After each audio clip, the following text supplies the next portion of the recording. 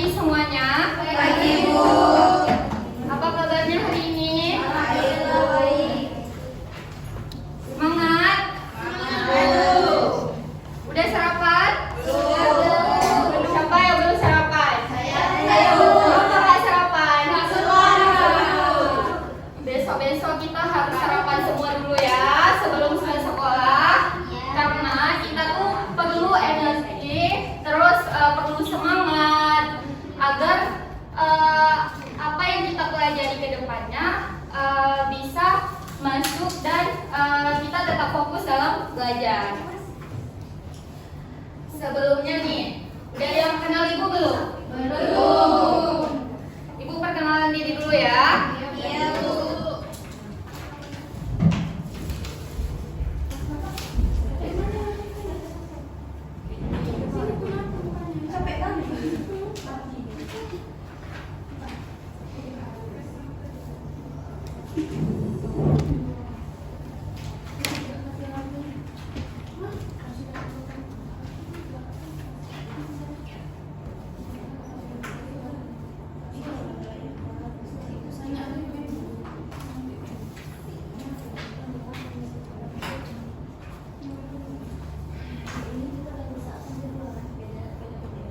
Baik, Mama Ibu Zahima asalnya itu dari Aceh Besar. Siapa yang tinggal di Aceh Besar? Saya, Bu. Aceh Besar di mananya sih Pak? Mamita. Putra? Yang tahu. Makasih Bu. Satu lagi siapa tadi? Ada lagi? Pati di mana? Mamita juga, Bu. Oh, ini kayaknya Ramin yang dua bintang ya. Oke, jadi Ibu sedang menempuh pendidikan di Universitas Syahkuala pada Fakultas Keguruan dan Ilmu Pendidikan di Prodi Pendidikan Kesejahteraan Keluarga di jurusan Tata Busana. Apakah ada yang mau ditanyakan lagi? Oke. Jadi sebelum mulai pembelajaran hari ini, boleh ya ketua kelas baca doa dulu ya, pimpin kantornya. Bismillahirrahmanirrahim. Rabbi shrah li sadri wa yassir li amri wahlul 'uqdatam min lisani yafqahu qawli. Rabbi zidni 'ilman warzuqni fahman. Raditu billahi rabba wa bil islami dina wa bi Muhammadin nabiyya wa rasulah. Amin. Baik, sebelum kita mulai materi, Ibu absen dulu ya. Ya, Bu. Salsabila Zahra, Bu. Irzani, Cuputra Laskia, Hidayati,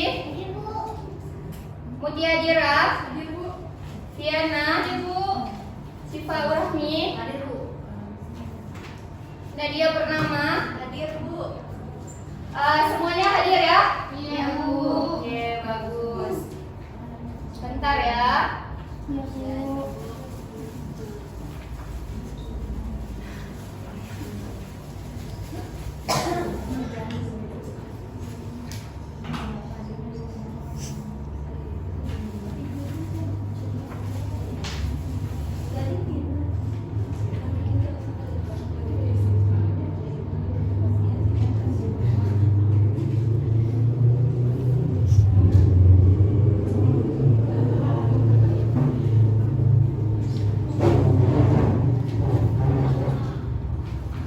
Nampak semuanya? Nampak, Bu. Silakan. Baik.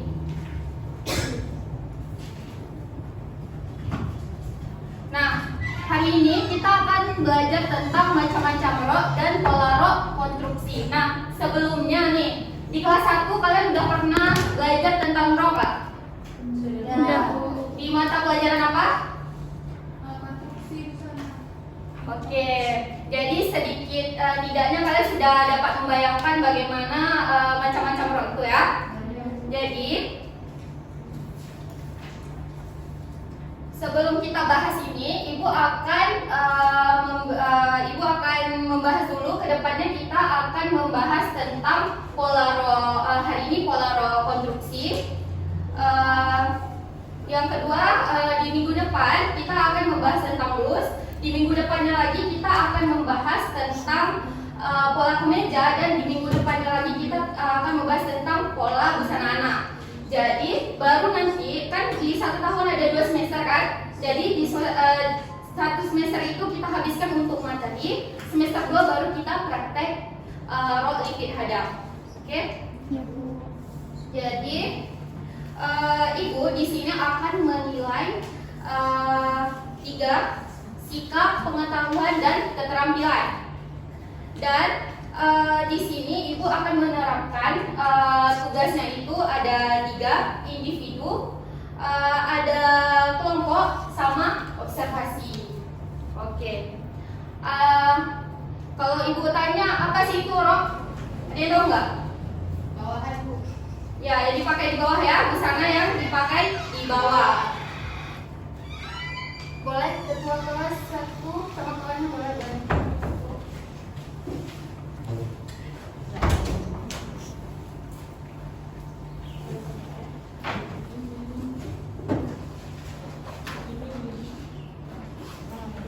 Siswa kesadaran Pak. Iya. Kan kayak gitu. Apa tuh, Bu? Itu apa namanya? Media. Rasa Nampak ya? Penasaran sama rasa penasaran itu apa yang sedang dilakukan temanku untuk membangkitkan pasti. motivasi. Makanya apa ya waktu yang kita print waktu mencari tempel apa buat kalau lebih bagus jangan tempel kayak gitu dengan selfie. Bagaimana caranya? Diplastiin, dipakai bingkai, pakai tali, tinggal di gantung. Kan disimpan lama. Kan? Oke, nampak ya? Oke. Yang pertama Ibu akan membahas tentang definisi rok, lalu ukuran panjang rok, mengidentifikasi macam-macam rok, menjabarkan ukuran yang diperlukan untuk membuat pola rok. Nah, ada yang mau baca? Saya. Oke, baca Putra. Definisi rok. Rok adalah bagian busana yang dipakai mulai dari pinggang melewati panggul sampai ke bawah sesuai dengan keinginan. Nah, jadi pasti kalian ini akan ditemukan juga di pelajaran desain busana ya. Nah, ini bukan yang tertera di sini, itu bukan nama-nama rok, tapi nama-nama panjang rok. Jadi bisa dilihat ya. Yang pertama itu ada ukuran panjang rok. Yang pertama ada rok mikro, yaitu panjangnya sampai batas pangkal paha. Di mana letak pangkal paha di sini? Jadi dia ada yang kedua itu kan ada rok mini, tapi rok mikro ini lebih pendek lagi di atas rok mini. Yang kedua itu ada rok mini, batasnya itu sampai pertengahan paha atau 10 cm di atas lutut. Nah, biasanya ini kalian pasti sudah sering melihat nih, kalau orang-orang luar negeri atau orang-orang Jakarta atau di luar Aceh. Mungkin kalau di Aceh jarang ya kita lihatnya ya. Atau di drakor. Kalian sering nonton kan? Nah, jadi mereka sering berpakaian kayak gini atau kayak busana-busana di luar. Pasti roknya pendek-pendek kan? Nah, yang ketiga ada rok ini, yaitu rok yang panjangnya sampai batas lutut. Yang ini ya, nampak ya semuanya? Oke, sampai sini paham? Paham. Oke, yang keempat ada rok midi, yaitu rok yang panjangnya sampai pertengahan betis. Nah, yang tadi yang mikro panjangnya sampai pangkal paha, mini sampai pertengahan paha atau 10 cm di atas paha. Nah, yang ini sampai batas lutut. Yang midi ini lebih panjang lagi sampai batas betis. Nah, yang kelima ada rok maxi, yaitu rok yang panjangnya sampai menyentuh mata kaki. Jadi ini rok yang sering kita pakai ya, sampai menyentuh mata kaki. Yang seperti kalian pakai sekarang, pasti kita yang beragama Islam pasti menutup aurat, pakainya sampai rok mata kaki. Nah, yang terakhir itu ada rok floor, itu rok yang panjangnya sampai menyentuh lantai. Itu ini biasa sering kita temukan juga di gaun yang kayak menjuntai itu. Paham? Paham. Ada yang mau ditanyakan lagi? Udah paham semua ya? Oke.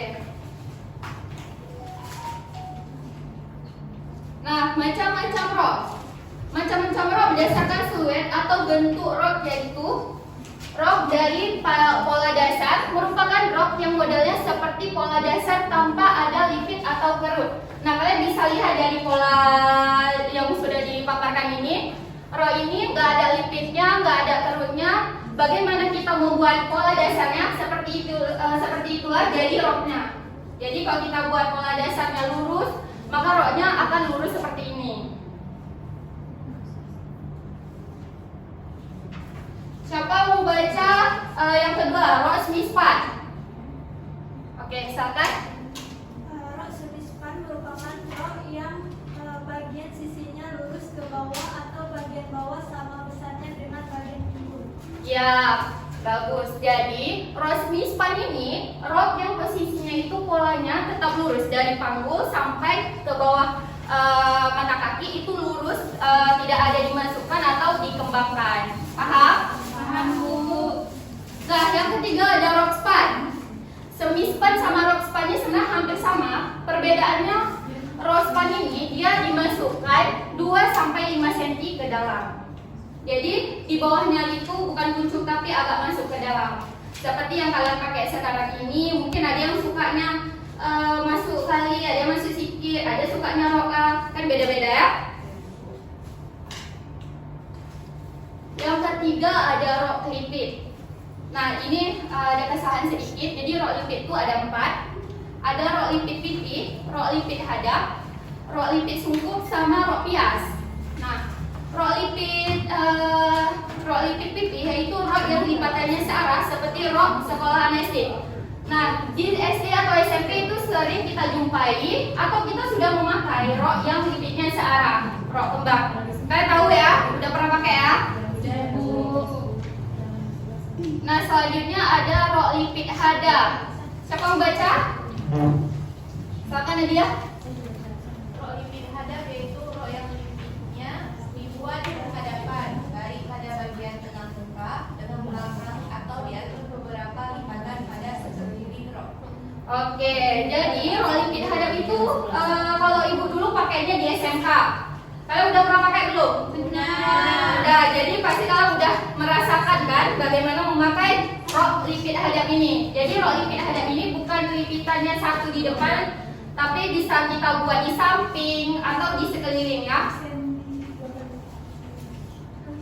Nah, selanjutnya ada rok lipit sungkup. Rok yang lipitannya dibuat berlawanan arah. Lipit ini sama dengan lipit hadap pada bagian dalam buruk kain. Nah, kalian bisa lihat dari polanya. Itu kalau rok lipit hadap tadi dia sama, seimbang hadapannya. Kalau misalnya rok lipit sungkup ini berlawanan arah, tapi dia menyatu juga. Nah, selanjutnya itu ada rok pias.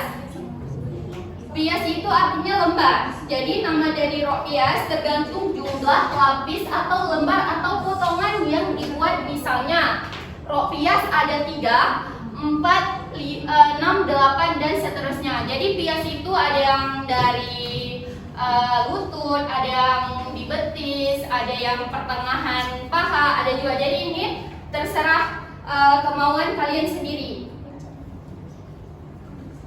Siapa yang membaca tentang rok kembang atau rok lock? Oke, Nanda, silakan. Rok kembang atau rok lo yaitu rok yang bagian bawahnya lebar tanpa ada kerutan pada bagian pinggangnya. Rok ini dikenal dengan rok kembang, rok lingkaran, dan rok setengah lingkaran. Nah, siapa tahu rok circle? Nah, rok circle itu sama kayak rok kembang atau rok lock. Jadi dia banyak, ada yang seperempat, ada yang penuh, ada yang setengah lingkaran. Jadi tapi dalam pembuatan ini roknya itu di pinggangnya itu tidak ditambahkan. Jadi pinggangnya tetap pada ukuran kita. Kalau ditambahkan pasti ada kesan kerut-kerutnya seperti rok yang rok kerut ini. Kalau rok kerut ini polanya itu ditambah lagi di pinggangnya sehingga menghasilkan kerut dari pinggang hingga keseluruhannya itu banyak terdapat kerutan semua ya. Nah, rok bertingkat, rok ini sering kita jumpai di baju anak-anak. Kalian siapa yang udah pernah pakai rok bertingkat ini? Saya.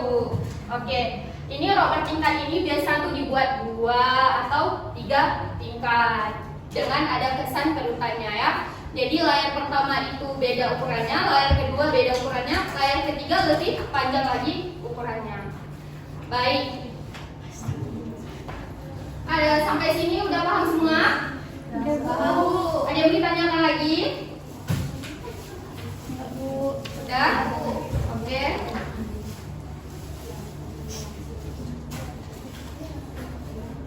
Sebelumnya Ibu mau tanyakan nih, rok lipid terbagi menjadi 4. Siapa yang bisa jawab lipid apa aja? Ya Bu, Oke, Viana? rok lipid pipi, Iya. lipid hadap, Iya. rok lipid suku, Iya. dan rok bias Bu. Oke, bagus Viana. Tepuk tangannya dulu. Oke, satu lagi ya, Ibu mau tanya, apa perbedaan rok span sama rok semi span? Siapa mau jawab? Oke, Nadia. Rok span adalah rok yang bagian bawahnya dimasukkan 2-5 cm ke dalam sehingga terlihat kecil pada bagian bawah. Sedangkan rok semi span ialah rok yang bagian sisinya lurus ke bawah atau bagian bawah sama besarnya dengan bagian panggung. Oke, bagus. Tepuk tangannya untuk Nadia. Oke. Untuk hari ini Ibu sudah melihat ini sudah paham semua ya? Iya Bu. Oke. Jadi Ibu akan kasih latihan untuk kalian.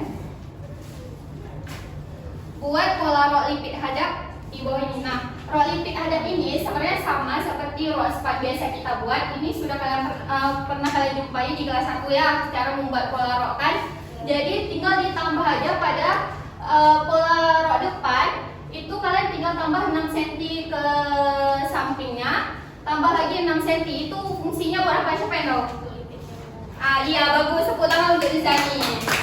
Ya, cara membuat rok lipid hadap ini kita harus mengeluarkannya itu sama. Misalnya keluarnya pertama 6, sampingnya juga harus 6. Jadi nggak bisa 15, 16, maka lipidnya itu tidak akan seimbang. Oke. Sekarang Ibu bagikan satu meja. Ininya bagi.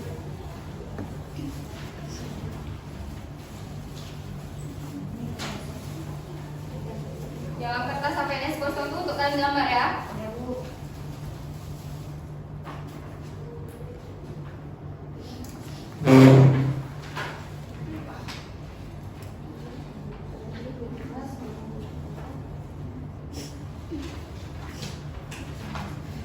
Oke, ini Ibu bagi sekarang dalam 10 menit boleh dikumpulkan ke depan ya.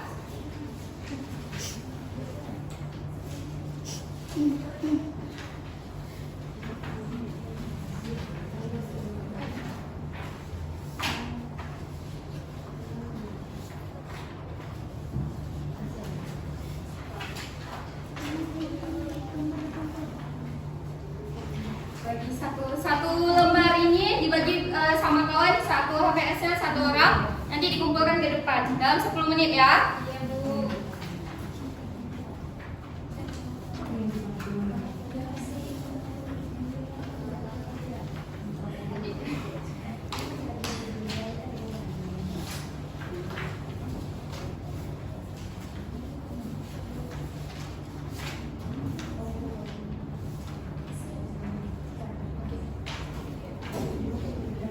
Oke, udah dapat semua? Udah Bu.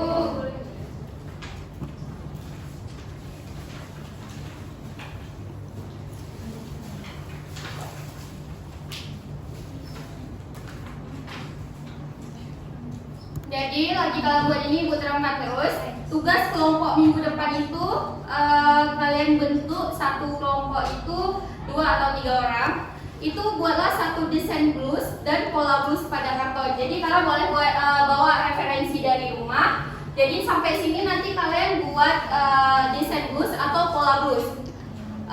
Bahannya itu udah Ibu tulis, ada pensil, roll, penghapus, karton, spidol, cat, dan HVS. Mengerti? Mengerti, Bu. Oke, bagus.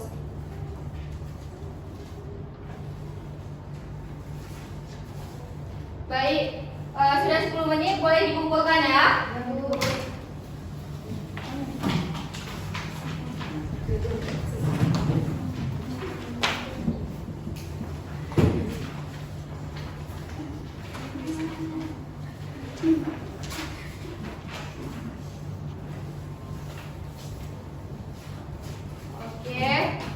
tugasnya udah. Ini akan Ibu ambil nilai untuk keterampilan.